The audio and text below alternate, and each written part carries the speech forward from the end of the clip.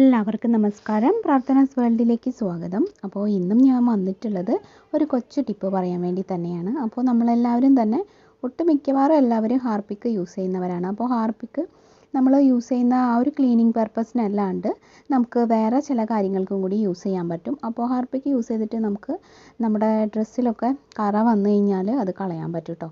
അപ്പോൾ ആ ഒരു ടിപ്പ് പറയാനാണ് ഇന്ന് ഞാൻ വന്നിട്ടുള്ളത്. അപ്പോൾ ചില സമയത്ത് നമ്മൾ ഡ്രസ്സൊക്കെ മുക്കി വയ്ക്കുന്ന സമയത്ത് വേറെ ഡ്രസ്സിൻ്റെ കറയാവുക, അല്ലെങ്കിൽ നമുക്ക് വേറെ എന്തെങ്കിലുമൊക്കെ കറകൾ പോവാത്ത ടൈപ്പ് കറകളൊക്കെ ഉണ്ടാവില്ലേ. അപ്പോൾ ഇത് ഈ മുണ്ടിൽ കണ്ടോ, ഞാനിപ്പോൾ നമ്മുടെ കൊറോണയൊക്കെ ആയതുകൊണ്ട് ഒരു പ്രത്യേക കുറച്ചധികം സമയമൊക്കെ മുക്കി വയ്ക്കാറുണ്ട് ഡ്രസ്സുകളൊക്കെ. അപ്പോൾ അതുകൊണ്ട് തന്നെ അതിങ്ങനെ വേറെ ഡ്രസ്സും കൂടെ മുക്കി വെച്ചപ്പോൾ അതിൻ്റെ കറ ഇങ്ങോട്ടായതാണ് കേട്ടോ. പെട്ടെന്ന് അത് ശ്രദ്ധിച്ചില്ല. പിന്നെ കഴുകാനായിട്ട് എടുത്ത സമയത്താണ് എനിക്ക് തോന്നിയത് അപ്പോൾ ഇതൊരു വീഡിയോ ആക്കാം. അപ്പോൾ ആർക്കെങ്കിലുമൊക്കെ ഇത് ഉപകാരപ്പെടുമല്ലോ. അപ്പോൾ ഇങ്ങനെയൊക്കെ സിറ്റുവേഷൻ വരുമ്പോൾ നമ്മൾ പെട്ടെന്ന് കാണുകയാണെങ്കിൽ വേഗം തന്നെ ആ ഒരു സ്ഥലത്ത് കുറച്ച് ഹാർപ്പിക്കാക്കിയിട്ടൊന്ന് കഴുകി നോക്കിക്കോ. അപ്പോൾ പെട്ടെന്ന് തന്നെ ആ ഒരു കറ പോകും കേട്ടോ. അപ്പോൾ ഇത് ഒരു മുണ്ടാണ്, ലൈറ്റ് കളറാണ്, ഒരു ക്രീം കളറാണ്. അതുകൊണ്ട് തന്നെ പിന്നെ അത്ര പ്രശ്നമില്ല. കളർ ഡ്രസ്സൊക്കെ ആണെങ്കിൽ കുറച്ചൊന്ന് ശ്രദ്ധിച്ചിട്ട് ഒരു ടെസ്റ്റൊക്കെ സൈഡിൽ ചെയ്ത് നോക്കിയിട്ട് ചെയ്താൽ മതി കേട്ടോ. അപ്പോൾ ഞാനത് പണ്ട് പ്രാർത്ഥനാസ് ഫുഡ് ആൻഡ് ക്രാഫ്റ്റിൽ ഡീറ്റെയിൽഡായിട്ട് ഒരു റെഡ് ഷർട്ടൊക്കെ വെച്ചിട്ട് ചെയ്തിട്ടുള്ളതാണ്. അപ്പോൾ ആ സമയത്ത് അത് ഒരുപാട് പേർക്ക് ഉപകാരപ്പെട്ടിട്ടുണ്ട്. പിന്നെ അപൂർവം ചില ആൾക്കാർക്ക് റിസൾട്ട് കിട്ടാണ്ട് വരുന്നിട്ടുണ്ട് കേട്ടോ. പിന്നെ നമ്മൾ കുറേ പഴകിയിട്ടുള്ള കറയൊക്കെ ആണെങ്കിൽ അത് കുറേ നാളൊക്കെ ആയത് ചിലപ്പോൾ പോവില്ല. പിന്നെ അതുപോലെ ചില തുണികളുണ്ട് എത്ര കഴുകിയാലും പോവാത്തത്.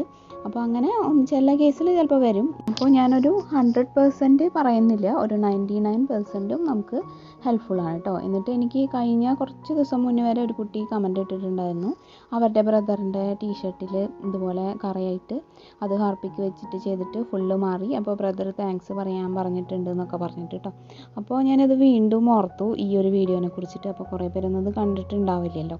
അപ്പോൾ ഞാൻ ഈ ഒരു ഹാർപ്പിക്ക് എടുത്തിട്ട് ഇതുപോലെ ഒരു ഗ്ലൗസൊക്കെ ഇടുകയാണ് നല്ലത്. കാരണം ഹാർപ്പിക്ക് നമ്മുടെ കയ്യിലൊക്കെ ആയിക്കഴിഞ്ഞാൽ ഒരു പ്രത്യേക ഇറിറ്റേഷനൊക്കെ ഉണ്ടാകാനുള്ള സാധ്യതയുണ്ട്.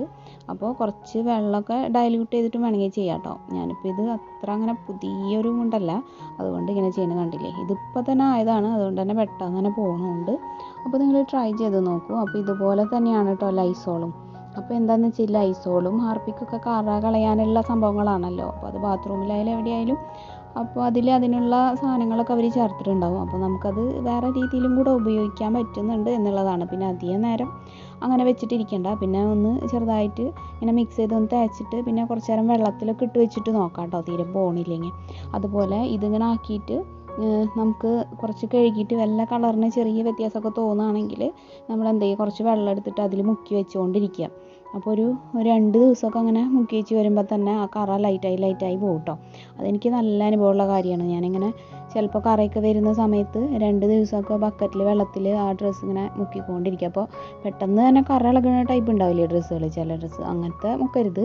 കറ ഇളകാത്താണെങ്കിൽ നമുക്ക് അങ്ങനെ പരീക്ഷിക്കാം. പ്രത്യേകിച്ച് ലൈറ്റ് കളറാണെങ്കിൽ ധൈര്യമായിട്ട് മുക്കി വയ്ക്കാം. അപ്പോൾ 2-3 ദിവസമൊക്കെ ഇടയിൽ വെച്ച് വേണമെങ്കിൽ വെള്ളം മാറ്റി കൊടുത്തോ, അല്ലെങ്കിൽ ഒരു ബാഡ് സ്മെല്ല് വരാൻ ചാൻസ് ഉണ്ട്.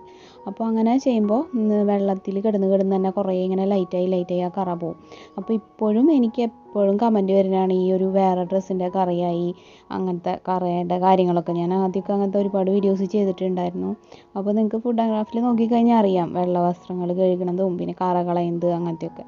അപ്പോൾ അതുകൊണ്ട് തന്നെ ഇപ്പോഴും കമൻറ്റ്സ് അതിനെക്കുറിച്ചൊക്കെ വരുന്നതാണ്. അപ്പോൾ ഇന്നിപ്പോൾ ഞാൻ ഈ ഒരു സിറ്റുവേഷൻ വന്നപ്പോൾ വേഗം ഞാൻ കഴുകാൻ പോയതായിരുന്നു. അപ്പോൾ പെട്ടെന്ന് ഓർത്തു ഇതൊരു വീഡിയോ ആക്കാമെന്ന്. അങ്ങനെ എടുത്ത വീഡിയോ ആണ് കേട്ടോ. അപ്പോൾ അങ്ങനെ ട്രൈപോഡോ ഒന്നും ഇല്ലാണ്ട് കയ്യിൽ പിടിച്ചിട്ട് എടുത്തൊരു വീഡിയോ ആണ്. അതുകൊണ്ട് കുറച്ച് ഷേക്കൊക്കെ ഉണ്ടാവും, നിങ്ങൾക്ക് കാണുമ്പോൾ മനസ്സിലാവും.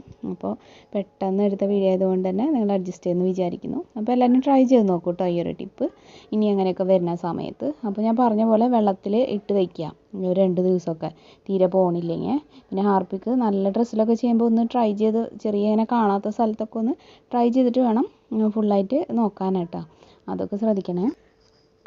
ഇപ്പോൾ എൻ്റെ കറയൊക്കെ ഇതിലിങ്ങനെ ഇളകിയിട്ടുണ്ട്. ഇനി ഞാനെന്തേ കഴുകിയിട്ട് ഇട്ടിട്ടുണ്ട്, എല്ലാം ഫുള്ള് പോയിട്ടുണ്ട് കേട്ടോ. അപ്പോൾ ഇനി ഇതുപോലെ വേറെ ഡ്രസ്സിലെ കറയാവേ അല്ലെങ്കിൽ പോവാത്ത ടൈപ്പ് കറകളൊക്കെ ആകുമ്പോൾ ഹാർപ്പിക്കും കൂടെ ഒന്ന് ട്രൈ ചെയ്ത് നോക്കുക കേട്ടോ. അപ്പോൾ പറഞ്ഞ പോലെ ശ്രദ്ധിച്ചിട്ടൊക്കെ വേണം ചെയ്യാനായിട്ട്. എപ്പോഴും നമ്മൾ നമ്മുടേതായ ഒരു കോമൺ സെൻസൊക്കെ ഉപയോഗിക്കണം കേട്ടോ. ഒരാൾ പറയുന്നത് കേട്ട് അങ്ങനെ തന്നെ അത് ഫുള്ളായിട്ട് ഇങ്ങോട്ട് ചെയ്യലല്ല, കുറച്ചൊന്ന് ശ്രദ്ധിക്കണം. നമ്മുടെ ഡ്രസ്സ് എങ്ങനത്തെയാണ്, ഭയങ്കര മൈന്യൂട്ടായിട്ടുള്ള അങ്ങനത്തെയാണോ എന്നൊക്കെ. അപ്പോൾ അതൊക്കെ നോക്കിയിട്ട് ചെയ്യുക. അപ്പോൾ എന്തായാലും ഇന്ന് ഷെയർ ചെയ്ത ഒരു ടിപ്പ് നിങ്ങൾക്ക് എല്ലാവർക്കും യൂസ്ഫുൾ ആയെന്ന് വിചാരിക്കുന്നു. വീഡിയോ ഇഷ്ടമായെങ്കിൽ എന്തായാലും ഇതിനൊരു ലൈക്ക് തരിക.